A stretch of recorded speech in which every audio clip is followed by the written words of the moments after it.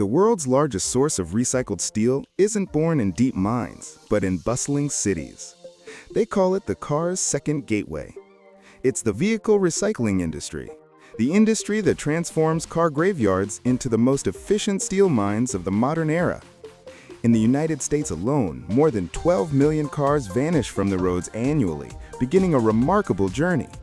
This isn't a story about the death of metal. It's a story about its immortality. How does steel, having completed its service, pass through fire and mechanical hell to be born anew? And what is the astonishing secret hidden in every old car that even its previous owner doesn't know? The answers will astound you.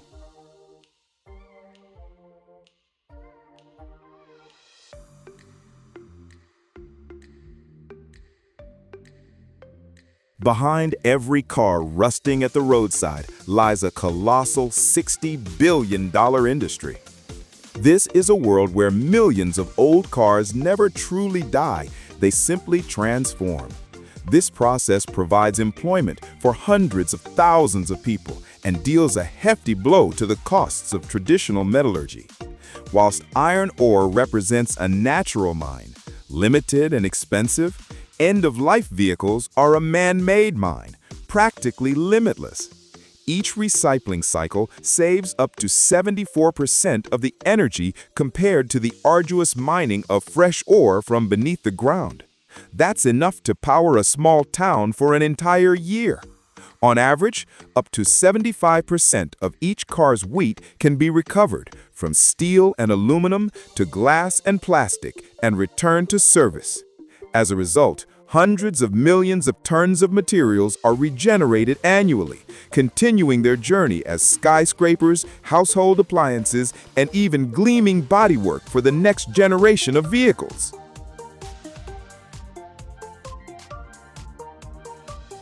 When a motor car reaches the end of its service life, its story doesn't simply end. Rather, it's only just beginning.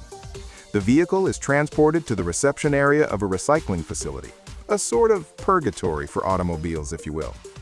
Here, technicians, rather like pathologists, meticulously examine each patient. They record the vehicle identification number, year of manufacture, mileage covered, and general condition. Every car is photographed, assigned a unique tracking code, and all data uploaded into a digital system that will monitor its fate through each subsequent stage. Particular attention is paid to components that might still serve humanity: engines, gearboxes, alternators, and electronic elements. These organs are carefully extracted to feed a used car parts market worth billions of pounds.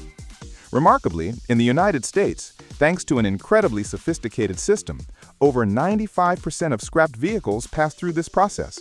This makes motor cars the most recycled consumer product in the world, more efficiently recycled than paper or glass.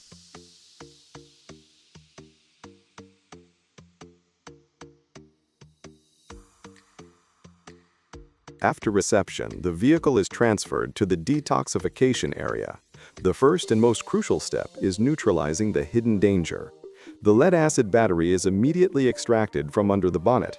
Its recycling rate reaches nearly the ideal level of 98%. Lithium-ion packs from hybrid and electric cars require far stricter procedures and are sent to specialist facilities, where they're dismantled almost entirely by hand. Only then is the electrically isolated vehicle lifted onto a platform for complete draining. Special installations resembling giant syringes pierce the tanks and pipes, pumping out all fluids: residual petrol, engine and gearbox oil, and air conditioning refrigerant. A written-off car still contains dozens of liters of flammable and toxic materials. Remarkably, nothing goes to waste here. Most extracted fluids are filtered and used to fuel the plant's own equipment, creating a nearly closed energy loop.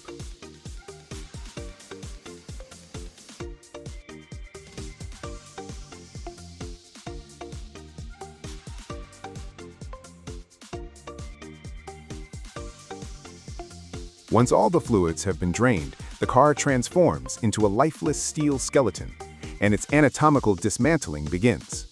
The wheels come off first. Old tires, which would otherwise decompose for centuries in a landfill, are sent for shredding into rubber crumb for tarmac and safe surfacing for children's playgrounds. The steel and aluminum discs go straight for remelting. Next comes the glass. Specialized robots with diamond cutters remove the windscreen and side windows. Then the doors are taken off. The steel frames are cut away, whilst the complex innards, electric motors, speakers, and miles of wiring, are stripped separately to extract valuable copper. After that comes the interior, seats, dashboards, and carpeting.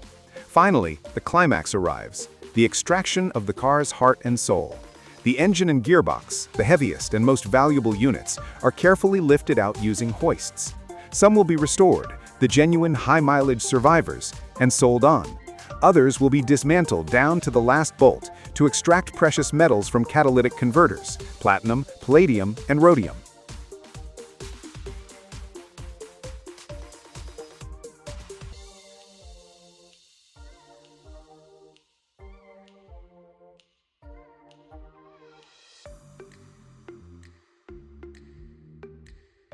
Before a car enters the final chapter of its life, it awaits harsh yet necessary procedures. Everything surplus is stripped away. Enormous mechanical arms, fitted with hydraulic shears capable of slicing through steel beams with forces of dozens of tons, tear off what remains of the doors, rip out exhaust systems from their roots, and crush radiators like paper cups. Plastic bumpers, upholstery remnants, and foam are cast aside. This stage serves as a crude filter, removing anything that might contaminate the pure steel. After just a few minutes of brutal yet effective cleaning, nothing remains of the car but its pure essence, a sleek steel shell. It's now sent to a hydraulic press.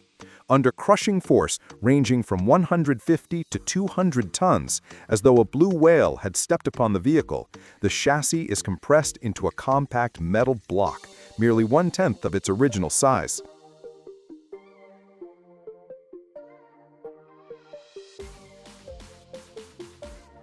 Once the structure's been compressed, these dense steel blocks, rather like giant sugar cubes, are fed into the maw of a genuine monster, a high-performance shredding machine. This is the mechanical heart of the entire line. Inside its chamber, massive steel rollers fitted with hardened steel teeth rotate in opposite directions. With an ear-splitting roar that shakes the ground, they seize the compressed block and tear it to shreds. Within seconds, what was once a car occupying an entire parking space transforms into a stream of homogeneous scrap metal fragments roughly the size of a fist. A modern industrial shredder can process up to 150 tons of steel per hour. That's hundreds of cars every single day. After shredding, this mixture of metals and non-metals travels along the sorting line. Powerful magnets suspended above the conveyor pluck all the steel from the stream, whilst eddy currents, creating an invisible field of force, deflect the lighter aluminium and copper to one side.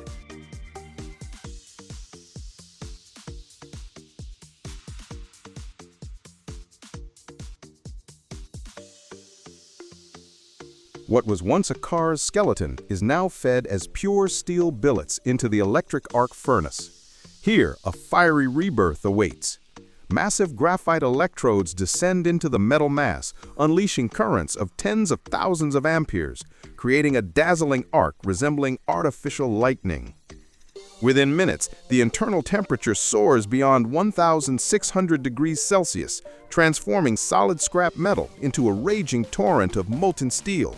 Lime and flux are added to this fiery ocean, acting like chemical sponges, absorbing all remaining impurities and forming a layer of slag on the surface. From a chaotic mass of old car parts emerges a shimmering sea of pure molten steel. This blazing current is immediately directed to the continuous casting line, where it flows into water-cooled molds, solidifying and forming long, glowing blocks or billets.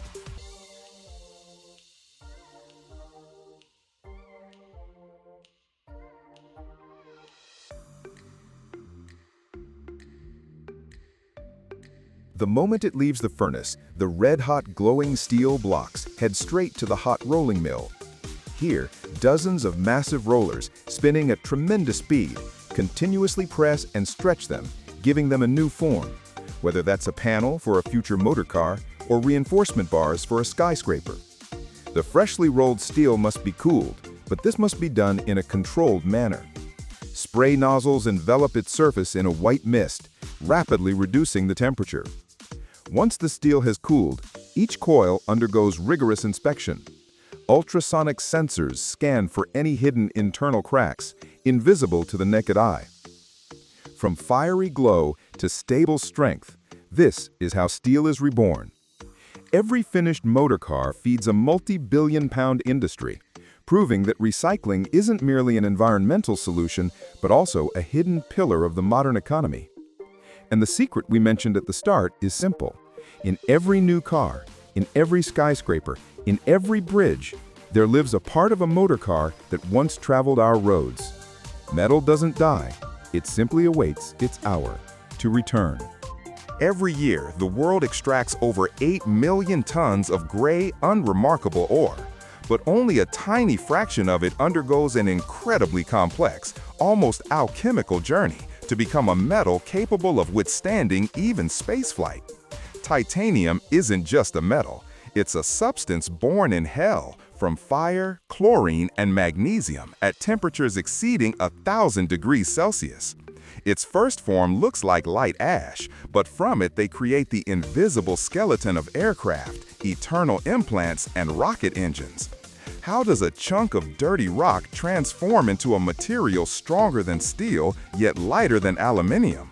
Watch to the end, and you'll see how an ordinary stone passes through chemical purgatory to become the heart of modern civilization. The history of titanium is the story of a ghost metal that remained hidden in plain sight for decades. In 1791, British clergyman and amateur geologist William Gregor, while studying black sand on the Cornish coast, discovered traces of an unknown element within it. But only 4 years later, in 1795, the great German chemist Martin Klaproth independently discovered the same element and named it titanium, after the mighty Titans from ancient Greek mythology. However, despite its thunderous name, the metal remained elusive. For nearly a century and a half, it slumbered in chemistry textbooks, resisting attempts to isolate it in pure form. Only in the 20th century, thanks to breakthroughs by American chemist Matthew Hunter and Dutch scientists, did humanity finally manage to touch pure titanium.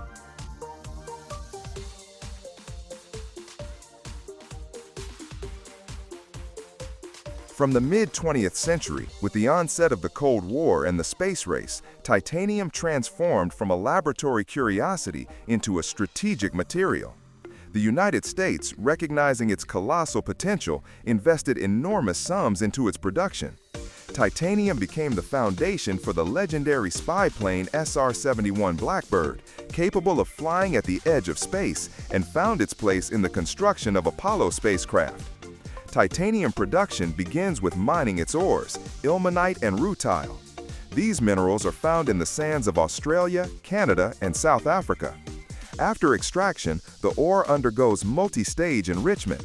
It's washed, screened, separated from waste rock using magnets and gravity, yielding a dark, heavy concentrate. But this still isn't metal. This is merely titanium oxide, where it's firmly bound to oxygen.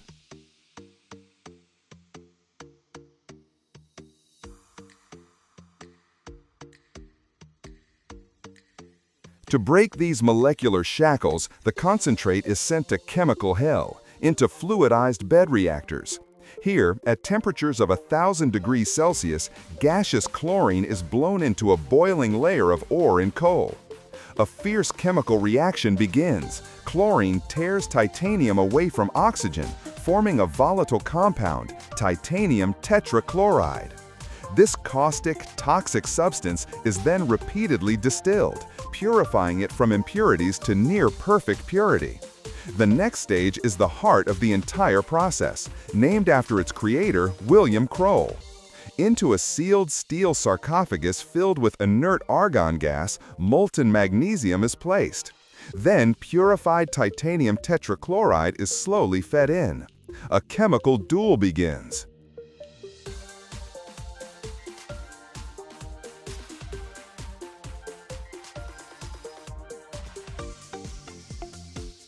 Magnesium, being a more reactive metal, literally rips chlorine atoms away from titanium. As a result of this battle, pure titanium settles at the reactor's bottom, but in the strangest and most unremarkable form imaginable. This is sponge titanium, a porous, lightweight gray mass that looks like frozen foam or pumice. It's brittle and utterly unlike strong metal. But inside this ugly porous sponge lies all the future might. This sponge is extracted, crushed, and then pressed under enormous pressure into dense briquettes. And only then is it sent to its final transformation, into the melting furnace.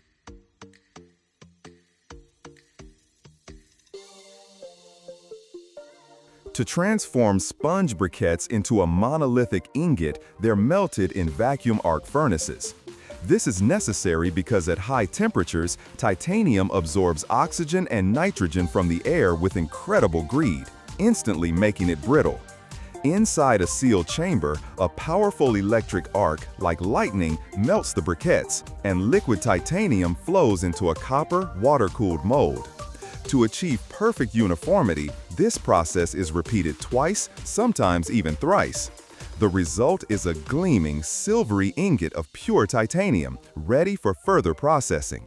Just look at this incredible transformation, from porous, lightweight sponge to dense, shining metal.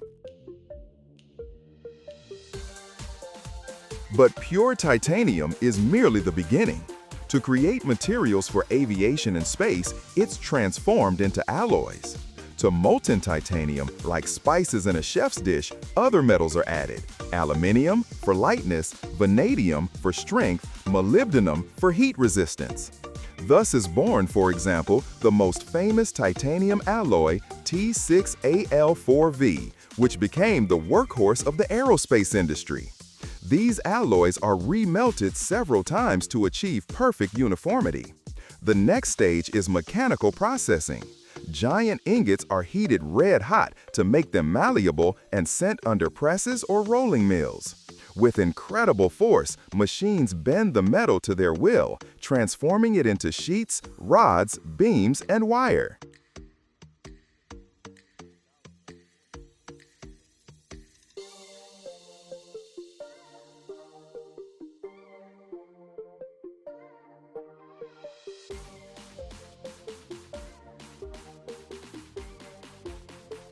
From these semi-finished products, the most complex parts are then cut, turned, and milled.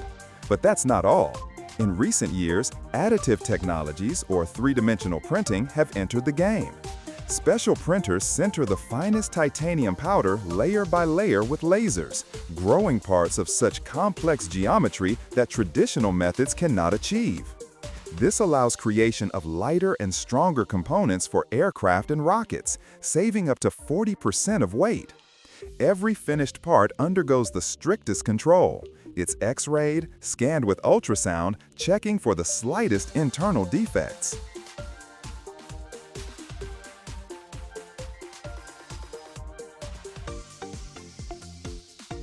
In aviation, titanium has become indispensable. From it, they make up to 15% of a modern passenger airliner's weight, landing gear, wing elements, and of course, engine components. This significantly reduces the aircraft's overall mass and increases its fuel efficiency. In the medical field, roughly 70% of all implants, such as artificial hip joints or dental prosthetics, are made from titanium. Its unique biocompatibility means the human body doesn't reject it, allowing bone tissue to literally grow into the implant surface. This is a metal that becomes part of a person. Thus, having passed through fire and chemistry, an unremarkable stone transforms into high-tech material that pierces the heavens, explores space, and restores people's ability to move.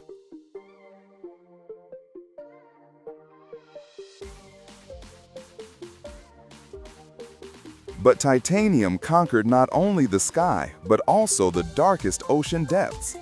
At the height of the Cold War, Soviet engineers created something unthinkable: submarines of Project Lyra, known to NATO as Alpha.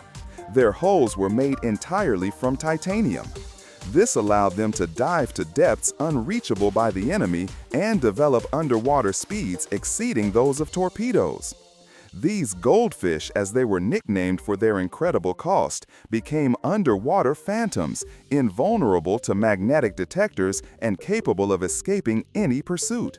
Titanium is the only material capable of withstanding the colossal pressure at depths of 800 meters whilst remaining sufficiently light. Moreover, its absolute resistance to corrosion in salt water makes it an eternal material for the marine element.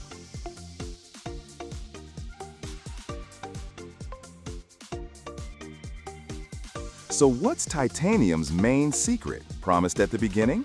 It's not just its strength or lightness. Its true magic lies in its ability to self-heal. Every time titanium's surface is scratched, it instantly reacts with oxygen from the air or water and covers itself with the thinnest, invisible, yet incredibly strong film of titanium oxide. This is a sort of invisible armor that instantly regenerates when damaged. It's precisely this film that makes it absolutely inert, preventing it from reacting with the human body or aggressive environments. But this superpower has another side, another secret. During mechanical processing, if proper technique isn't followed, fine titanium swarf can spontaneously ignite. This white fire burns at such high temperatures that it's impossible to extinguish with water or sand. Taming titanium is playing with fire in the literal sense. And only those who've mastered this art can make this mythical metal serve humanity.